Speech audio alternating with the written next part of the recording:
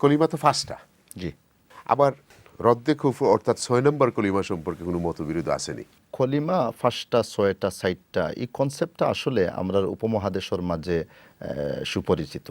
কিন্তু আমরা যদি মিডল ইস্ট যাই কিংবা পৃথিবীর বিভিন্ন স্থানও আমরা যাই, তখন আমরা জানবো যে না, আসলে কলিমা আপনার একটাও, যেটার আমরা কলিমা তয়িব হই, না হয় শাহাদা আমরা হই।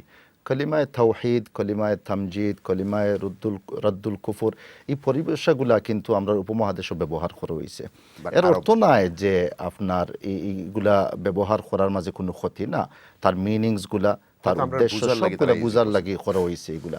কিন্তু কেউ না জানলে যে মুসলমান হইতো না, এই কনসেপ্টটা রং।